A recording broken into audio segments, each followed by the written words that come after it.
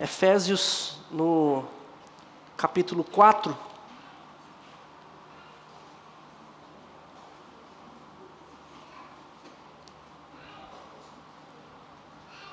versículos 17 até o versículo de número 24. Efésios, capítulo de número 4, versículos 17 até o versículo de número 24.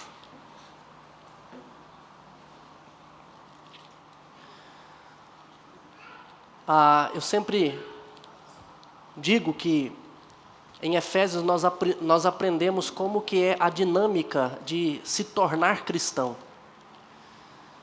É tirar a roupa velha e investir a roupa nova. Nós deixamos de coisas que fazíamos antes, mas não basta deixar de coisas que fazíamos antes. Nós precisamos passar a fazer coisas que o Senhor Jesus nos ensina a fazer. Então, aqui no versículo, a partir do versículo 17, até o início do capítulo 5, nós vemos então esse trocar de roupa, trocando de roupa, tirando a roupa velha e vestindo a roupa nova, né? Uma nova roupa que o Senhor Jesus nos ensina. É deixar de fazer algumas coisas que são pecaminosas e passar a fazer algumas coisas que são santas, que Deus nos ensina a fazer.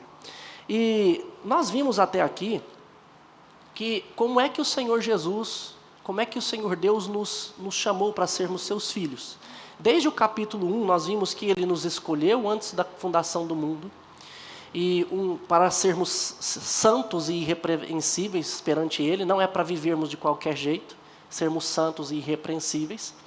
Nós vimos que Ele um dia nos atraiu até Ele por meio de Cristo Jesus, e em Cristo Jesus nós recebemos a remissão dos nossos pecados, a redenção, o pagamento da nossa dívida, então nós fomos reconciliados com Ele.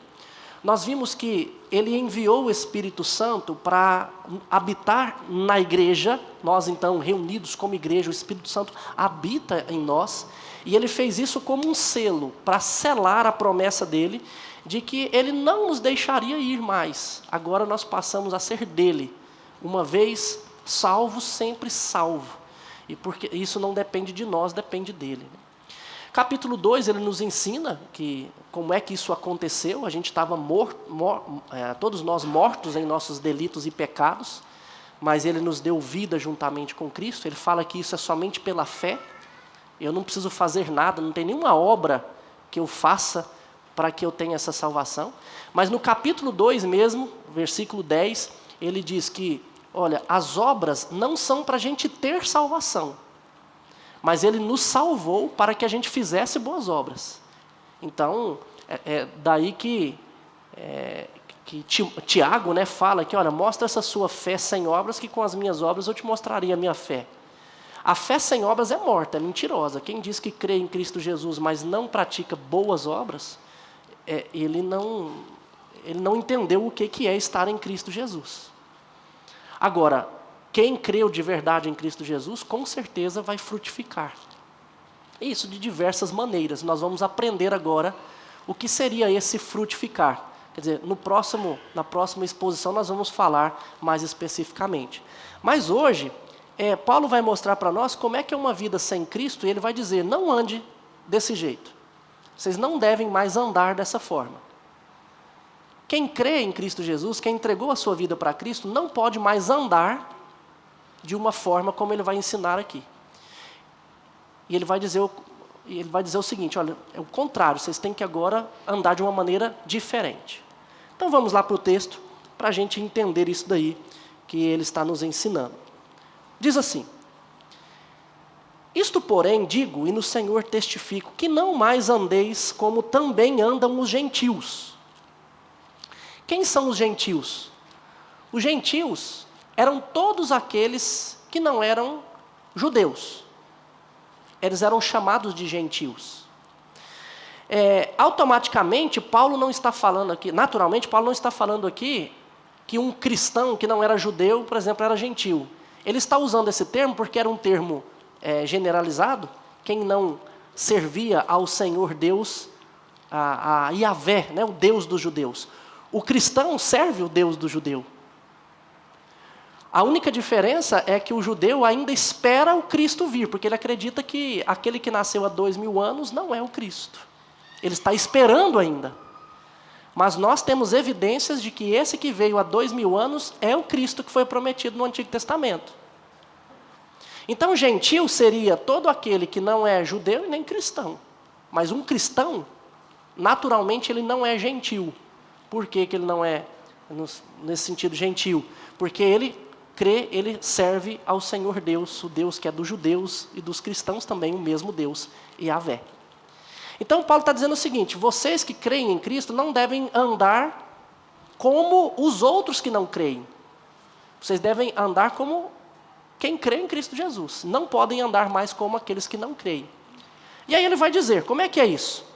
Na vaidade dos seus próprios pensamentos, obscurecidos de entendimento, alheios à vida de Deus, por causa da ignorância em que vivem, pela dureza de seu coração, os quais, tendo se tornado insensíveis, se entregaram à dissolução para com avidez cometerem toda sorte de impureza. Até aqui por enquanto. Nesse primeiro momento, Paulo está nos ensinando então como é que é uma vida sem Cristo. E ele está dizendo para nós, gente, vocês, nós temos Cristo, nós não podemos andar como se nós não tivéssemos Cristo. Como é que é uma vida sem Cristo? Ele vai dizer, como que alguém que não tem Cristo anda? Primeiramente aí, na vaidade dos seus próprios pensamentos. Pensamentos vãos, inúteis, maneira de viver que não leva a lugar nenhum. Alguém que não tem Cristo, ele vive nesse mundo como se não existisse uma outra vida. Como se não existisse vida eterna. Ele vive de conformidade com os seus próprios pensamentos e não interessa para ele um pensamento de um terceiro, problema se é Cristo ou se é quem for. Ele vive de acordo com o que ele acha que deve viver nessa vida. E ele então, por viver desse jeito, ele valoriza demais aquilo que não deve ser valorizado. E nós aprendemos com o escritor de Eclesiastes que tudo nesta vida, sem Deus, é vaidade. É viver em vão. Pouco importa o dinheiro se não tiver o Senhor. Um dia a gente vai morrer, o dinheiro vai nos levar para lugar, que lugar? Pouco vale as amizades sem o Senhor. Porque um dia também isso vai passar. É inútil levantar de manhã e trabalhar o tempo inteiro se eu dou valor demais no dinheiro, porque o dinheiro que eu ganho com o meu suor eu não consigo desfrutar. E muitas vezes alguém trabalha nem é por conta de dinheiro, sabia? É porque ele é obcecado por trabalho. E o escritor de Eclesiastes diz que isso é penoso demais. Uma pessoa que não tem Cristo, ela vive dessa maneira, na vaidade dos seus pensamentos. Ou seja, aquilo que ele vive dia após dia, por um monte de coisas que no final de tudo não vai valer a pena. Eu sempre gosto de exemplificar essa vida de Eclesiastes com uma música de um cantor, de uma banda chamada Titãs, que tem por título Epitáfio, né? Que diz, eu devia ter amado mais, ter chorado mais. E ele começa a falar um monte de coisas que ele deveria ter feito de maneira diferente e não fez. E epitáfio, né, o nome da música, é aquilo que vai lá na lápide do da nossa sepultura, né, as frases que nós escrevemos ali. E essa frase expressa muito bem alguém que anda nessa vida sem buscar o Senhor. É vaidade dos seus próprios pensamentos. Irmãos, nós que conhecemos a Cristo não podemos andar assim. O nosso viver diário deve ser para Cristo Jesus. Eu preciso acordar todos os dias de manhã buscando agradar a Cristo. O que eu vou fazer hoje? Eu vou trabalhar, depois eu vou descansar, eu vou me divertir. O que eu vou fazer hoje? Eu preciso fazer na perspectiva de agradar a Cristo Jesus. Essa deve ser a vida do cristão. Então, eu não posso andar na vaidade dos meus pensamentos.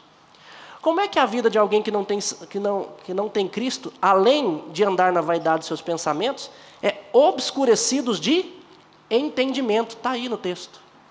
Obscurecidos de entendimento. Isso aí é uma cegueira espiritual. Ele é cego espiritualmente. Ele não tem entendimento para as coisas de Deus. É interessante, irmãos, que a cegueira espiritual ela é pior do que a cegueira física.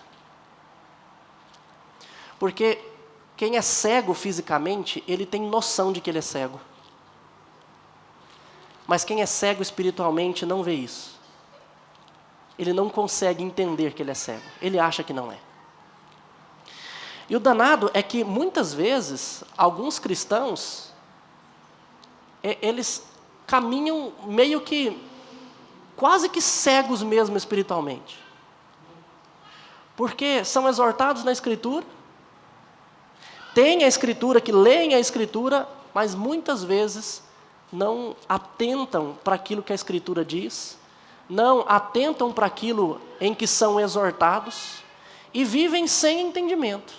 E por isso quebram a cabeça o tempo inteiro. O tempo inteiro. Exemplos, né? Às vezes a gente fala, a Bíblia nos ensina muito, olha, não deixeis de congregar, como é costume de alguns. O escritor de Hebreus fala isso. Mas muitos irmãos vivem sem congregar, sem estar próximos uns dos outros. A Bíblia diz, orai sem cessar, o tempo inteiro. Mas muitos não tiram sequer 1 minuto do dia para a oração. Então tem muitas coisas que a Bíblia ensina, que os cristãos já ouviram, mas parecem que estão obscurecidos de entendimento. Nós não podemos viver assim. Não estou dizendo que é fácil fazer todas as coisas que nós devemos fazer como cristãos. Perdoar, por exemplo, é algo muito difícil às vezes. Mas a Bíblia nos ensina que se eu não perdoo o meu irmão, quando ele me pede perdão, como é que eu vou pedir perdão para Deus para que Ele me perdoe? Não bate. Fácil, né? Não. Mas é isso que nós devemos fazer. Outra coisa que nós vemos aí é que os que não são cristãos, ou que vivem uma vida sem Cristo, é que vivem alheios à vida de Deus. Andar alheio a uma coisa é fora, é não ter conhecimento, é não ter intimidade. Quantos de nós, muitas vezes, estamos alheio às coisas de Deus? Alheio àquilo que Ele espera de mim, àquilo que Ele deseja? Quantos de nós vivemos, às vezes, frios, sem vontade de estar com os outros, sem vontade de cantar, sem vontade de louvar, sem vontade de ler a Bíblia, sem vontade de orar? Muitas vezes nós andamos assim. E Paulo está nos dizendo, não andem desta maneira. Andar na vaidade dos seus próprios pensamentos, obscurecidos de entendimento, alheios à vida de Deus, é para quem não é cristão. Vocês que creem em Cristo Jesus não podem andar dessa maneira. Agora, sabe o que nos leva a andar dessa maneira? O que nos leva a andar dessa maneira, o que leva um gentil a andar dessa maneira, está aí, ó. No versículo 18, obscurecidos de entendimento, alheios à vida de Deus, por causa da ignorância em que vivem. Duas coisas, ignorância e dureza de coração. Ignorância e dureza de coração. O que nos faz andar na vaidade de pensamentos, alheios à vida de Deus, sem entendimento, primeiro, falta de conhecimento. Ignorância aqui, às vezes a gente distorce o termo original, né? Quando a gente vê alguém, um sujeito bruto, a gente fala, o sujeito é ignorante. Mas ignorância não é ser bruto. Ignorância é não ter conhecimento de tal coisa. Alguém ignorante é alguém que desconhece algo. Então, veja bem, irmãos, como cristãos, nós não devemos andar como quem não é cristão. Mas perceba que o não cristão anda dessa maneira que Paulo está dizendo, vaidade, pensamento, alheios da vida. Um dos motivos é falta de conhecimento. Então, se nós não somos alguém que procura estudar a Bíblia, ler a Bíblia, aprender de Cristo Jesus, mesmo sendo crentes, nós podemos andar como se não fôssemos. Eu sempre desafio, né, a todos nós. Quantos de nós lemos a Bíblia todos os dias? Lemos a Bíblia o ano todo? Quantos de nós lemos um livro para nos ajudar a compreender a Escritura?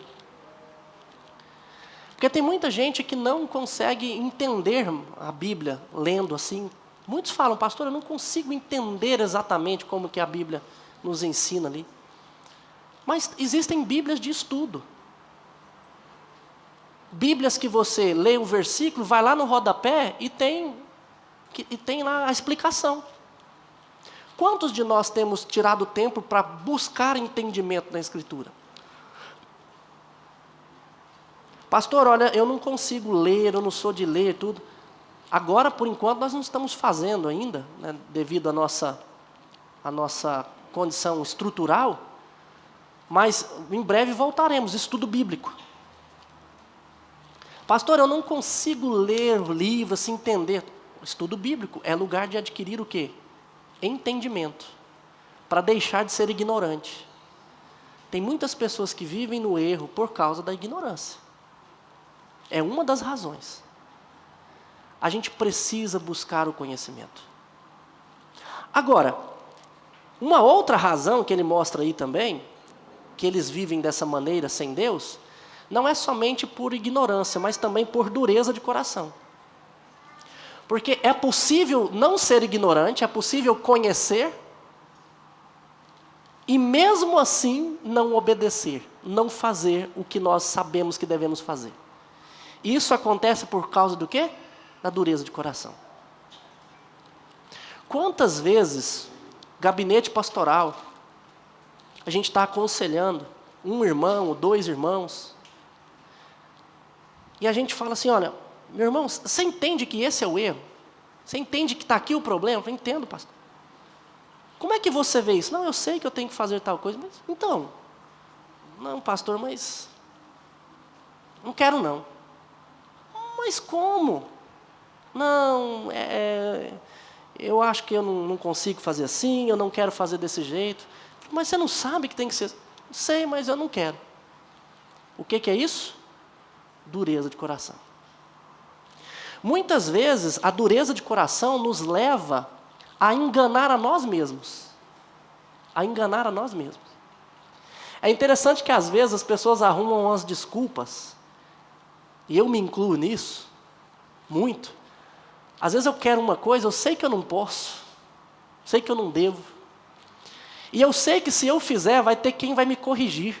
Aí eu tento arrumar uma desculpa. Porque a hora que eu fizer, alguém vai me corrigir. Não, mas eu fiz isso por conta daquilo outro. A razão é essa. E às vezes a gente arruma umas desculpas tão esfarrapadas que o outro ri da gente e fala assim, não, para com isso. Não acredito nisso não. Me lembro de uma vez, né, que um grupo de jovens foi conversar comigo. Eles estavam frequentando boates e tudo mais. E a gente disse, olha, não é um ambiente adequado, não é um ambiente para nós. O pecado está ali, a gente não está certo. Eles foram lá e falaram, não, pastor, é porque a Bíblia nos ensina que nós temos que ser luz nas trevas.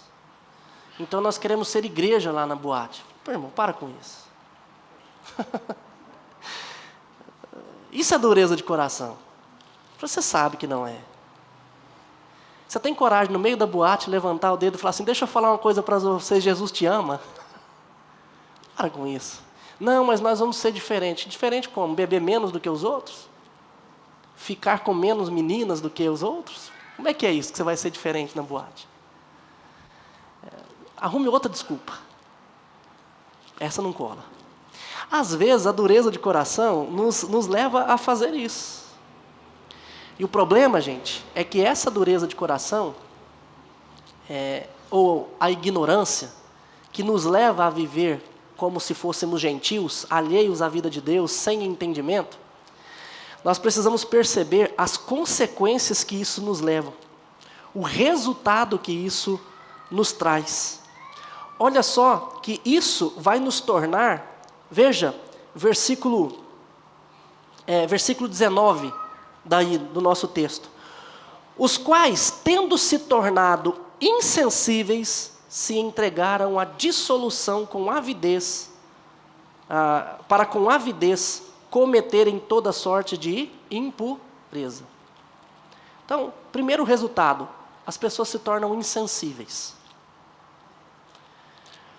Se eu andar com ignorância ou dureza de coração, ou somente uma dureza de coração, ou somente ignorância, isso vai me tornar insensível. Nos primeiros momentos eu começo a inventar desculpas, mas ainda pesa a consciência, mas de repente a consciência já não está pesando mais, está cauterizada, e nós vamos então chegar à insensibilidade. Então a dureza de coração leva à insensibilidade. A pessoa que tem um coração duro é alguém que reconhece que está errada, mas não dá o braço a torcer. Ela sabe que está, mas não dá o braço a torcer. A consciência acusa, mas ela resiste. E depois de resistir tanto, a consciência fica cauterizada, que ela já passa a perder a noção de que ela está errada. Ela passa a perder a noção disso. E de repente ela já se convence de que não está. E esse é o maior problema, porque aí ele começa a viver uma vida o quê? Desenfreada. É o que ele vai dizer aí, o final do versículo, para com avidez, ou seja, é um desejo incontrolável, avidez é um desejo incontrolável, uma cobiça. Ele vai cometer tudo aquilo que é errado. Vai fazer tudo aquilo que é errado. E Paulo, então, está nos dizendo isso. Olha, irmãos, não andem como gentios. Eu rogo a vocês, não andem como gentios. Observe como é que é a vida de um gentio. Então ele diz, primeiro, anda segundo os seus próprios pensamentos. As pessoas vão corrigir, vão ajudar. Não, ele vai viver de acordo com o que ele quer, do jeito que ele quer, não vai dar atenção. De acordo com os seus próprios pensamentos, cegando os olhos, obscurecidos de entendimento.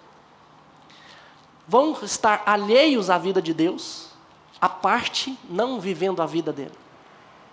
E isso acontece por conta do quê? Da ignorância e do coração duro. E vai levar ao quê? A uma consciência cauterizada, insensível, e de tal forma que leva a cometer toda sorte de coisa ruim. É por isso que Paulo está dizendo, não ande assim. Não faça isso. Cuidado com a maneira que nós vamos andar. E então Paulo vai dizer agora como é que nós devemos andar. Fala, olha, ao invés de fazer isso, vocês têm que fazer diferente. E ele vai falar como que deve ser a nossa vida. A nossa vida deve ser despir-se dessas coisas do passado e vestir-se das coisas novas. Ele vai dizer isso aí a partir do versículo 20, até o versículo 24. Olha só o que o versículo 20 diz. Mas não foi assim que aprendestes a Cristo, se é que de fato tendes ouvido, e nele fostes instruído, segundo é a verdade em Jesus. Ele vai dizer agora para a gente o seguinte, irmãos, vocês não podem andar desse jeito. Porque, se vocês ouviram Cristo, vocês foram instruídos, então vocês devem ter aprendido. A ideia é essa, ouvir, ser instruído e aprender. Vocês ouvem Jesus? Se vocês ouvem Jesus, vocês estão sendo instruídos. Pastor, como é que eu vou ouvir Jesus? Lendo a Bíblia, ouvindo os ensinamentos, ouvindo os sermões, prestando atenção. Isso é ouvir. Quando eu estou falando aqui para vocês a respeito da Escritura, eu não estou falando de mim mesmo. Estou falando o que a Escritura está dizendo. Se a sua mente está em outro lugar, você está perdendo a oportunidade de ouvir Cristo Jesus. Se você não lê a Bíblia, você está deixando de ouvir Cristo Jesus. Então é bem possível que você esteja andando na vaidade dos seus pensamentos, obscurecidos de entendimento e alheios à vida de Deus. E isso é por causa de ignorância, ou coração duro, que pode te levar ao quê? A uma insensibilidade e a uma vida de pecado. Mas se você ouve, então você está recebendo instrução. Você está aprendendo como que você precisa viver. O raciocínio de Paulo é esse. É isso que ele está nos ensinando aqui. Então, versículo 17, né, diz: isso, portanto, digo, e no Senhor testifico, não andeis como também andam os gentios. Versículo 20, versículo 21, né, mas vocês aprenderam que não foi assim que o Senhor nos ensinou. Se vocês foram instruídos, se vocês ouviram, foram instruídos e aprenderam, vocês sabem que o que Jesus nos ensinou é de acordo com a verdade, segundo a verdade em Jesus. Aí ele vai dizer, versículo 22, o que nós temos que fazer? No sentido de que, quanto ao trato passado, vos despojeis do velho homem, que se corrompe segundo a concupiscência do engano, vou explicar isso daí, e vos renoveis no espírito do vosso entendimento, e vos revistais do novo homem, criado segundo Deus, em justiça, retidão, que procede da verdade. O que Paulo está falando aqui? Se eu ouço o Senhor Jesus, se eu então sou instruído por Ele e aprendo, o que eu vou fazer? Eu vou despir do velho homem. Eu não vou andar de acordo com ele. Como é que é o velho homem? Ele diz aí, o velho homem, versículo 22, ele se corrompe segundo a concupiscência do engano. Como é que traduz isso aí, pastor? Porque se corrompe segundo a concupiscência do engano. O que é isso? Concupiscência é também uma inclinação, uma forte inclinação para alguma coisa. O velho homem, ele tem uma inclinação para ser enganado pelo diabo. O diabo é um parasita no mundo de Deus. O diabo não cria nada, mas ele distorce tudo. Eu sempre digo que não existe nada nesse mundo que não seja bom. Ei, pastor, o senhor está falando coisa aí, o mundo tem drogas. Eu falei, sim, e droga é bom. Não faz corte, cuidado, não pode fazer corte só disso aqui não, né? Porque o pastor disse que... Eu te pergunto, quando você está com muita dor de cabeça, você toma o quê? Uma dipirona? Uma paracetamol? O que é isso? Não é droga? Manipulações de coisas químicas que são usadas para o quê? Para o bem. Isso é bom. Mas aí o que o diabo, ou nós mesmos, né, como seres humanos corruptos, fazemos? Distorcemos isso. Nós pegamos utilizamos de coisas boas e a utilizamos com propósitos ruins. Daí surgem misturas químicas que nos levam à alucinação, que nos levam a mergulhar naquilo para termos prazer.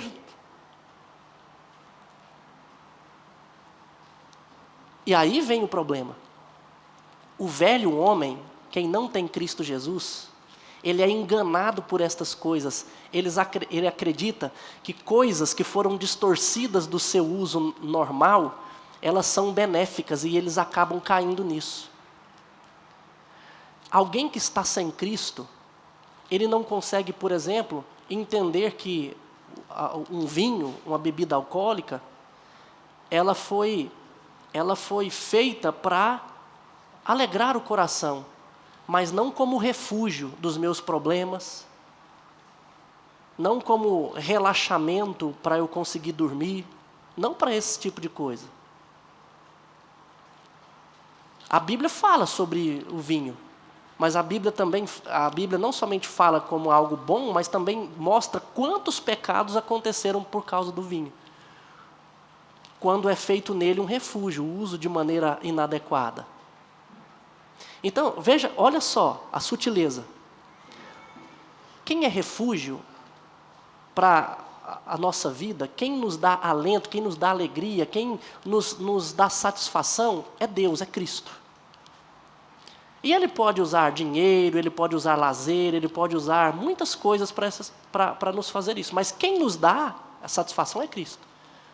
O que a pessoa que está alheia à vida de Deus, sem entendimento, o que ele vai fazer? Ele vai buscar nessas coisas o refúgio. Aí é onde ele se vicia em jogo, em bebida, em um monte de coisa. E o que Paulo está nos ensinando? Não arranque essa roupa, tire isso. Não viva desse jeito. Não viva vestido com essa roupa do velho homem. O homem que se inclina para as coisas que são enganosas. A bebida é enganosa. A própria droga pode ser usada, como eu disse, né, de maneira adequada. Mas tem muita gente se drogando com remédios lícitos. Usando de maneira inadequada. Tem gente que bebe um tipo de remédio que é para uma coisa e bebe para emagrecer. Está se enganando. E assim vai. O que Paulo está dizendo? Não ande assim. Não viva desse jeito. Volte-se para Cristo. Ele é o que nós precisamos. Ele é a solução da nossa vida.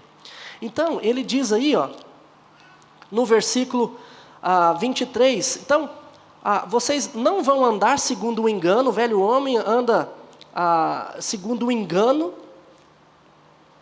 ele se corrompe segundo as concupiscências do engano. É interessante que, veja só, ele está inclinado a isso, e ele se corrompe.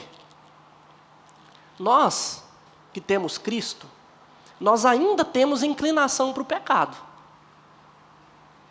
A diferença é que, se de fato nós vivermos em Cristo, não andarmos segundo os gentios, a gente vai conseguir, mesmo tendo inclinação para o pecado, não pecar. A gente vai conseguir vencer o pecado. Eu vou conseguir vencer isso. Eu vou conseguir não me corromper com essas coisas. E é isso que ele está dizendo, e vos renovais no espírito do vosso entendimento, e vos revistais do novo homem. O novo homem, ele é criado segundo Deus, em justiça e retidão que procede da verdade. Ele não cai no engano. Ele não cai no engano, mas ele anda segundo a verdade. Essa é a ideia. Veja bem, preste atenção. Todo ser humano tem inclinação para coisa ruim. Todos nós. Nós temos essa inclinação. Quem não vive com Cristo, ele está nessa inclinação e ele se deixa ir. Ele se corrompe. Ele vai. Esse homem é alguém inclinado e ele vai cair no pecado. O novo homem, segundo Deus, ele tem essa inclinação, mas agora ele vai viver, ele vai andar de acordo com a verdade, não de acordo com o engano. Porque o engano vai dizer, olha, mete a cara na bebida, vai aliviar seu coração. Mas o novo homem vai dizer, a bebida muitas vezes alivia meu coração, mas é só momentâneo e traz outras desgraças. Eu vou me alimentar de Cristo Jesus, não dela. Outros vão dizer, mete a cara no jogo, dá prazer demais, pensa, você vai ganhar uma bolada. E aí tem gente que vai gastando dinheiro, vai gastando a vida, jogando, aposta. E aquilo vai satisfazendo o nosso coração. O novo homem vai dizer, isso é até bom, me dá um prazer, mas eu vou vencer isso. Eu vou guardar meu dinheirinho, vou poupar, vou parar com isso. A Bíblia me ensina que eu preciso trabalhar com a própria mão, porque o dinheiro fácil não é bom. E quem me alegra é o Senhor. O engano vai achar que que fazer 1001 coisa é massa demais, é bom demais, vai me trazer satisfação.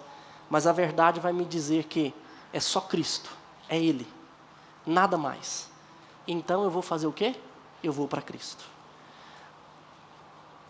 Nós precisamos nos revestir do novo homem criado segundo Deus, em justiça e retidão, que procede da verdade. Sabe como é que a gente vai andar dessa maneira, meus irmãos? Não tem outra forma de andarmos assim, a não ser conhecendo a verdade. Conhecendo a verdade. João nos ensina que a palavra de Deus é a verdade. João 17:17. O que está escrito lá? Lendo. Pai, santifica-os na verdade, a tua palavra é a verdade. Jesus disse que a Bíblia é a verdade. Como é que eu vou vencer as concupiscências, a inclinação para as coisas ruins? Com a Escritura. Na Escritura eu vou encontrar a verdade que não é somente a palavra escrita, falada, mas também a encarnada, que é Cristo Jesus. O próprio João também, Evangelho de João, capítulo 14, versículo 6, lendo. Eu sou o caminho, a verdade e a vida. Ninguém vem ao Pai a não ser por mim. Quem é a verdade? Jesus. Ele é a verdade. Mas Jesus ou a Escritura? Ambos. Porque ambos são um só, praticamente, podemos dizer assim. Porque a palavra de Deus é a promessa de Cristo Jesus. E Cristo Jesus é essa promessa que foi encarnada. Toda a Escritura aponta para Cristo. O Cristo que se encarnou, se fez carne. É por isso que ambos é a verdade, tanto a palavra quanto Ele. Como é que nós vamos nos livrar de toda a inclinação para o mal? Andando com Cristo, conhecendo Cristo. Meu irmão, preste atenção numa coisa. Seu casamento pode ir mal. Questão sua relacional no trabalho ou na igreja pode ir ruim. Com os nossos parentes, tudo pode ir ruim. E eu sei que nós somos mestres em arrumar desculpa. Eu não estou bem com a minha esposa porque ela é assim, assim, assim, assado, faz isso, isso, isso. Eu não estou bem com o meu parente porque ele é assim, assim, assado, isso. Mas eu vou dizer uma coisa para vocês. O que resolve todos os problemas da nossa vida é andarmos com Cristo Jesus. E ao invés de inclinarmos para aquilo que não é bom, andarmos de acordo com a verdade. Quanto mais eu conheço o Senhor Jesus, mais eu vou perceber os pecados do meu coração. E eu vou começar a mudança, seja na minha casa, seja no vínculo com os parentes, seja em qualquer outro lugar, vai começar por mim. Porque enquanto eu estiver achando que o problema está no outro, não começa a resolver nunca. Mas quando eu começo a olhar para mim e ver os meus problemas, e ver as minhas dificuldades, aí eu começo a mudar, a tirar a roupa velha para vestir uma roupa nova. Esse apóstolo Paulo, que nos escreve isso aqui, ele mesmo diz em 1 Timóteo, ensinando que Jesus veio buscar pecadores, do qual ele era o principal, ele aprendeu muito bem sobre isso. Eu já disse isso aos irmãos, que Paulo, ele não está se comparando a todos os outros, não. Ele está olhando para dentro de si, ao dizer isso, que ele é o principal. Mas quando ele olha para dentro dele mesmo, e ele consegue ver quem ele é de fato, a enxergar quem ele é, ele começa a duvidar que tenha alguém que seja pior do que ele. É isso que nós precisamos fazer, olhar para dentro de nós. Quando eu começo a olhar para o outro e comparar o outro, eu posso achar que o outro é pior do que eu. Mas é porque eu não me conheço bem. Porque se eu começar a olhar para dentro de mim, eu vou começar a duvidar. Rapaz, será que esse outro pensa igual eu? Tem os mesmos desejos que eu? Será que existe alguém que... Não. E quando eu começo a fazer isso, eu vou começar a deixar a roupa velha. Eu vou começar a deixar o orgulho, a soberba, a arrogância, a insatisfação, a ingratidão, tantas coisas que eu não percebo que eu tenho. que é fácil perceber na vida dos outros, mas é difícil perceber na nossa. Aí eu vou começar a despir da roupa velha e vestir a nova roupa. E essa é a dinâmica do Evangelho. Essa é a dinâmica de um cristão, de uma igreja. A gente precisa fazer isso. É isso que Paulo está dizendo para nós. Olha, não ande de acordo com os gentios. Os gentios não pensam assim. Os gentios andam nos seus próprios pensamentos, os gentios andam obscurecidos da verdade, alheios à vida de Deus, eles são duros de coração, eles são ignorantes, têm a consciência deles cauterizada e fazem tudo quanto é tipo de coisa ruim e acham que está tudo bem. Cuidado, não ande assim, você não pode andar desse jeito. Você está inclinado ao mal, mas você não pode cair no engano. Pela palavra, pela verdade, você consegue vencer, você consegue mudar. Isso é o que Jesus está nos ensinando, isso é o que Paulo está nos ensinando aqui. É o que nós conseguimos por meio de Cristo Jesus. Então, irmãos, finalizando, o nosso desafio é esse. Enxergar quem nós somos, enxergar a nossa roupa, tirar a nossa roupa velha e vestir a roupa nova. A partir do versículo 25, Paulo vai ensinar essa dinâmica. Quando ele diz assim, ó, aquele que mentia, não minta mais, tirou a roupa velha. Basta fazer isso? Não, ele vai dizer, agora comece a falar a verdade. Eu tiro o que é ruim e começo a vestir o que é bom. Eu olho para dentro de mim e vejo que eu sou ingrato. Eu começo a deixar a ingratidão e começo a fazer o quê? A agir com gratidão. Eu olho para dentro de mim e vejo que eu sou um eterno insatisfeito.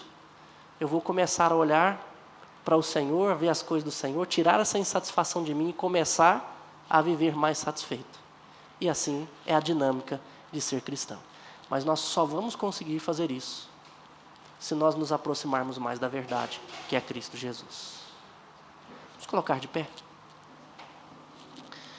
E que o Senhor nos ajude